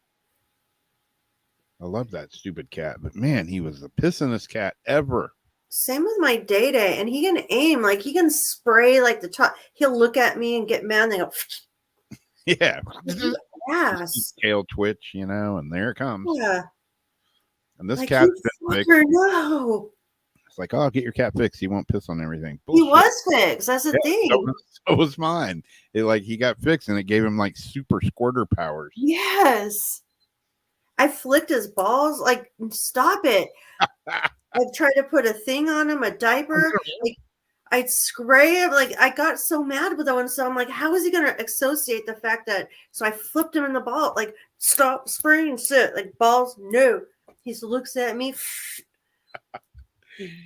Cannot get that cat to stop. And the thing is, he thinks he's doing something right. Like, in the back now, when he sees the raccoons and stuff, he knows where entrances are. So he'll always do a doorway or a window because he knows that's like a point of entry. Yeah. He pisses on the fence out there. You see one spot right by the gate that goes in and out to their backyard spot. The one panel of the fence is completely yellow by now because he constantly sprays that one spot. Every night he walks around, he'll spray right through the chain link, and that thing will go like a squirt gun, like a super soaker.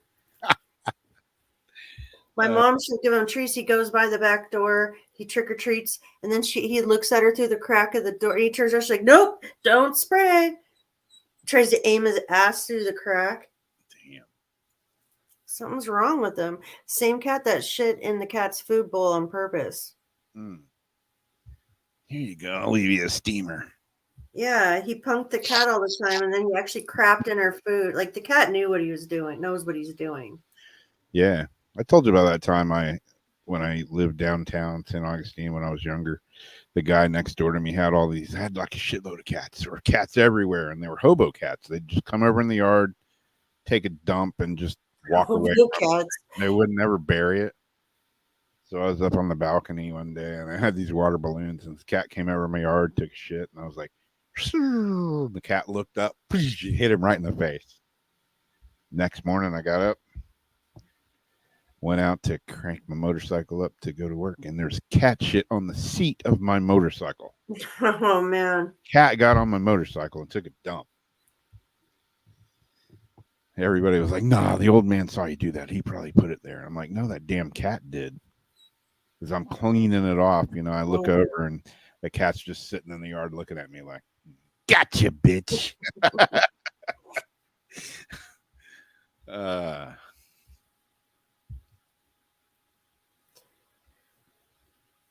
gnarly. Yeah, I've never been able to love something so much and be so pissed off at it in the same like Yep. breath.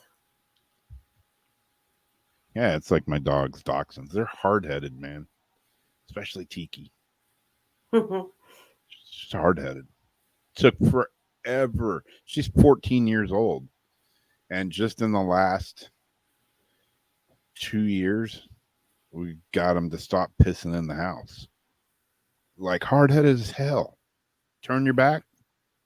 And then she still occasionally does it, and now it's like, well, okay, maybe it's because she's 14. But yeah, she's just hard headed. If she wants to go for a ride with you and you don't take her, it's like, yeah, we're gone 30 minutes. We come back. She's probably going to pee on the floor. She just does it out of spite now. It's like, oh, I'll show you, asshole. That's why I have no carpet in my house whatsoever anymore. Yeah. Definitely, you gotta have like bare floors. Yeah. With pets. Yeah, my cat, he was fixed young, but the problem, and I think with his problem is because when I rescued him and his sister woman, she was already like knocked up.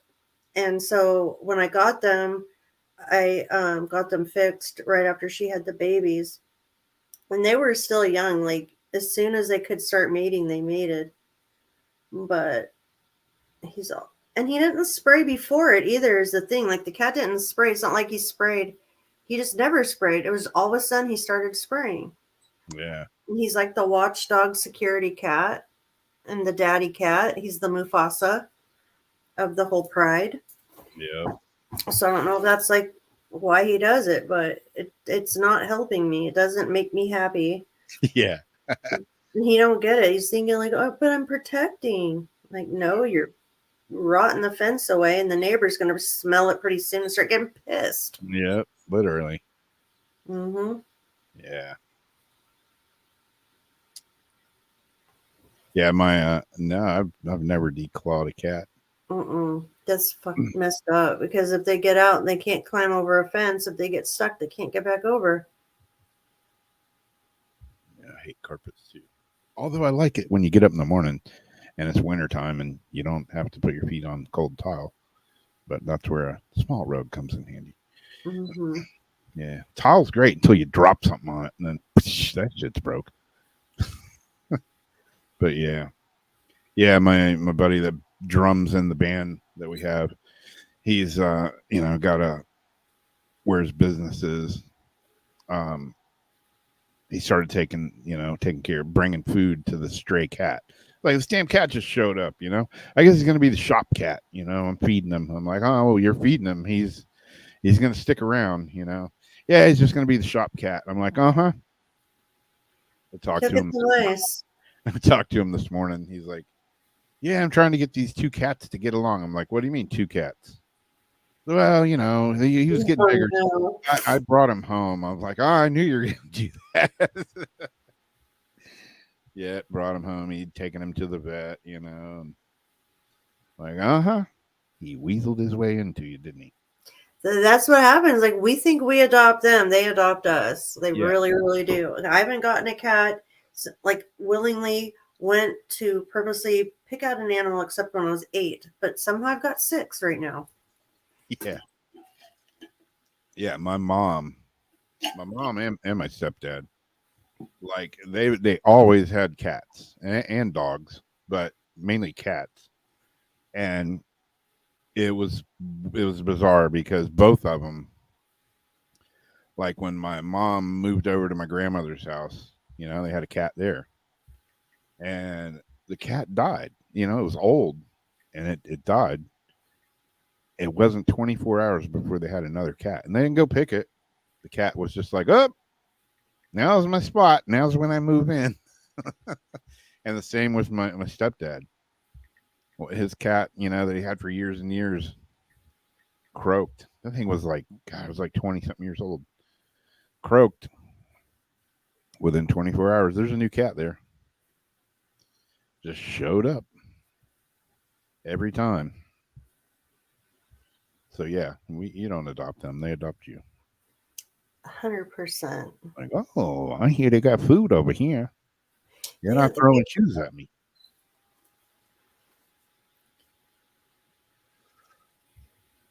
And I had, a family member who had a cat, and the cat didn't like the younger family member and would start going next door, and the neighbor started taking care of the cat.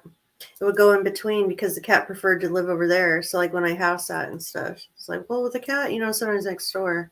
The cat said, screw this. I like it better over here. And the cat chose the neighbor's house. Yep. They shared the cat. Yeah, I went to my friends. Well, it's Steve and Heather that have been on the show a few times. We went over to their house one night. And I'm like, oh, man, your cats are really cool, cats in the house. They're like, yeah, his name's Luna, or her name's Luna. And I'm like, oh, yeah. She's not our cat, though. And the cat's like laying on top of the couch, all chilled out. And I'm like, she's not yours. Whose is she? Oh, it's a neighbor's cat, but we share. She comes over here and stays part time. Like, oh, okay.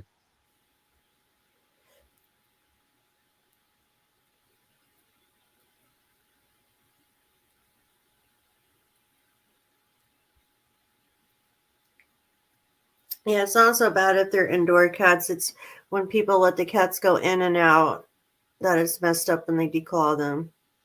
Because then they can't defend themselves and fight, and they'll get stuck, and,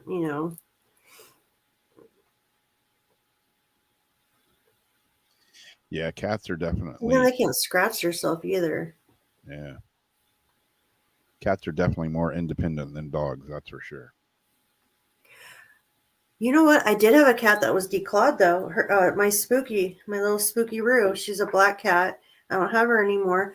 But I used to think she was the most polite cat in the world. I'm like, this cat, when she'll go like this, but she never uses her claws. I had her, she's was a stray that I rescued. And I used to think, God, she's such a nice cat. Consider it. And then one day I was like, or no, I took her to the vet and they told me she didn't have claws. I was like, damn. Well, front claws. She had the back ones because I would clip them. Yeah. But it's like, oh, I just always thought she was really considerate. Yeah, it's always been a rule.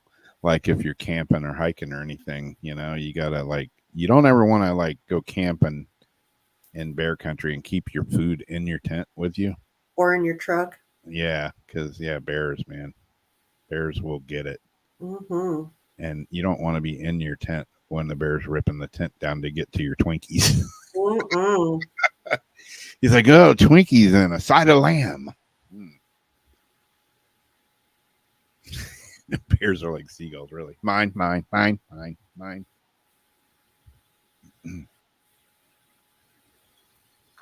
Whoopi says, what are you doing over the weekend? I'm playing music. I got a gig Saturday and Sunday.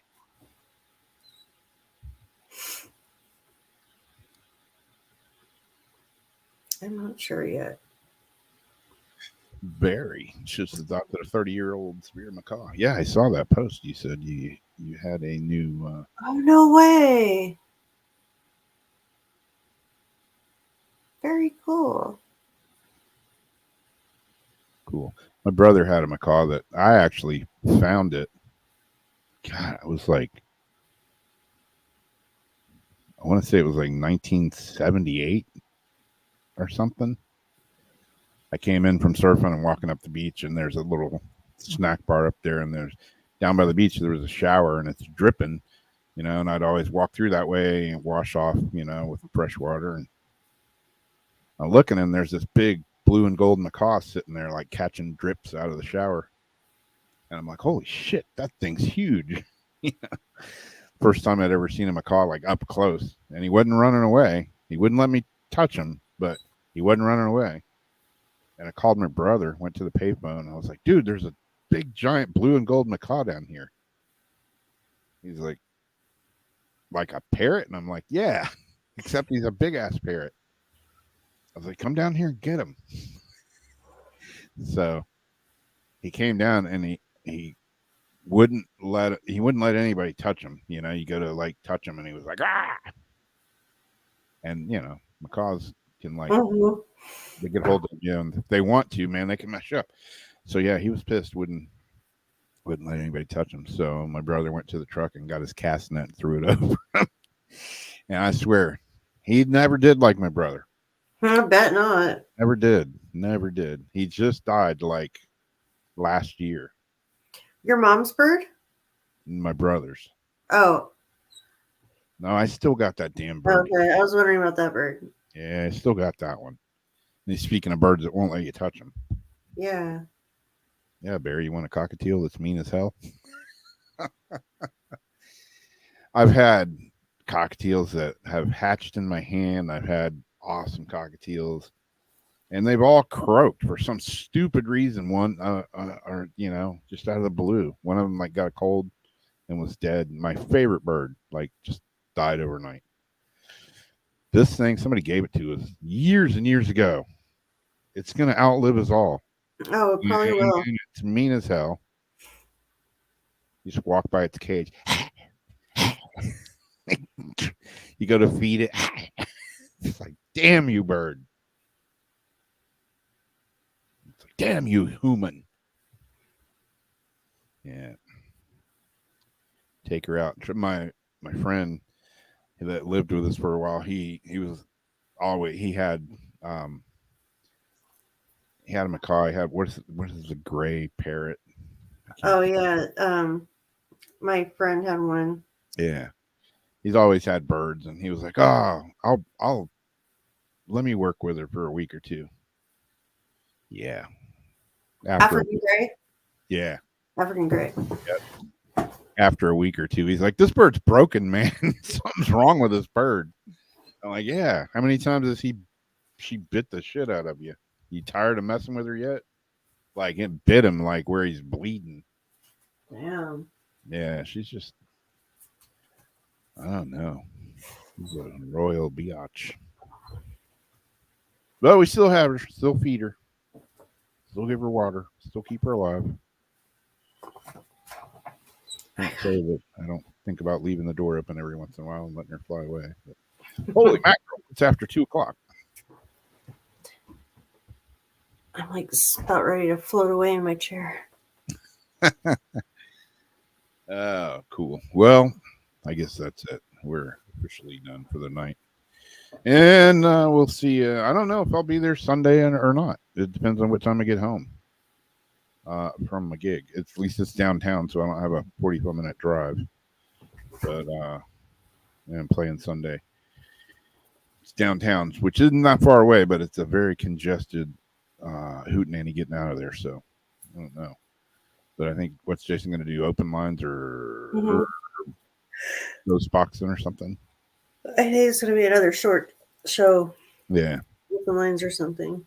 Well, hopefully I'll be there. I'll see you all Sunday. If not, I'll be back for next Weird Wednesday next week. On Wednesday. Imagine that. We'll catch you guys later. Thanks for hanging out with us, as always. Y'all have a great rest of the week. Good night. Talk to you later. Goodbye. Oh, clicked in broadcast and the dictionary opens up. How sweet is that? Twice? 3 times. Okay. Now